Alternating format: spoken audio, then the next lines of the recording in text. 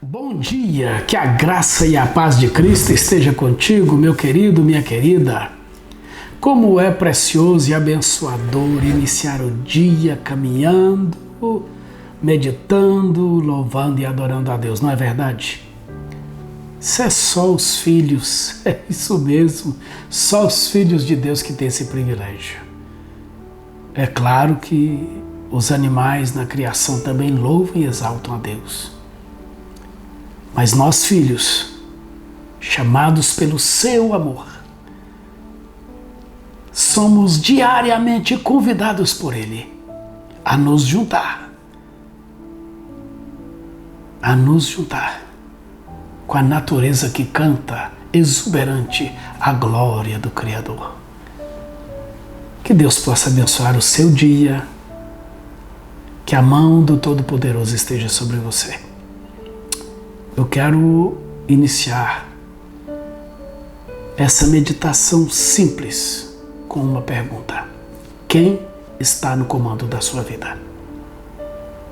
Quem está no comando?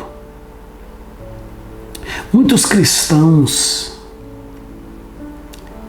ainda não alcançaram o patamar de discípulos de Jesus, discípulos de Cristo. Porque os discípulos de Jesus, eles têm convicção plena da sua identidade como filhos de Deus. Eles sabem quem eles são no Senhor. E por isso,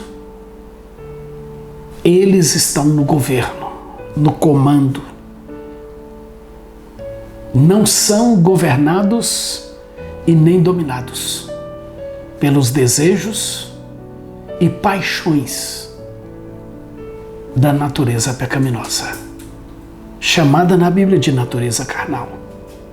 Antes, exercem o controle e o domínio, trazem todos os desejos, paixões, tudo aquilo que é da nossa natureza carnal, trazem debaixo do governo, da autoridade, submissos, de tal forma que o querer de Deus, o propósito de Deus, é que comanda a vida deles. Eles vivem de acordo com o seu chamado, com o seu propósito, com a sua missão, com a missão que Deus lhes deu nessa terra. E sabem que não podem perder tempo em atender os chamados e desejos das paixões da natureza carnal. Por isso, é eles que estão no comando. Não é a carne, mas é o Espírito. É o Espírito que comanda, é o Espírito que determina, é o Espírito que está no comando. Porém, aqueles que vivem, mesmo sendo cristãos, mas vivem constantemente em queda, não conseguem viver como verdadeiros governantes de Deus, de tal forma que os desejos e paixões estão debaixo do seu governo e autoridade. Porém, permitem que os desejos de paixões contrários aos princípios da palavra de Deus governem suas vidas. Esses ainda não são discípulos. Porque o discípulo é aquele que submete a sua vontade ao Pai, que submete sua vontade ao Senhor, que abre mão de si mesmo em prol do reino de Deus, da expressão do reino de Deus nessa terra.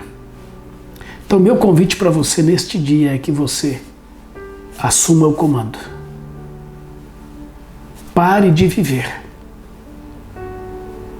Pare de viver cedendo a todo tipo de paixão e de desejo. Seja um verdadeiro governante de Deus sobre sua natureza, pelo poder e atuação do Espírito Santo. E assim vocês serão daqueles que andam no Espírito e não na carne. E aí você vai estar no governo, você vai estar no comando, e não a natureza carnal.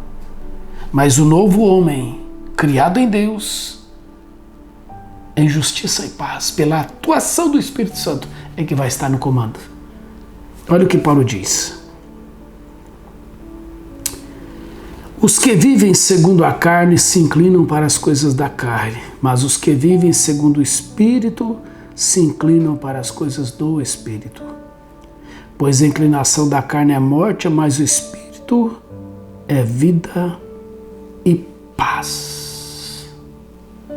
Porque os que estão na carne não podem agradar a Deus. Quem está no comando? É a natureza carnal ou é o Espírito?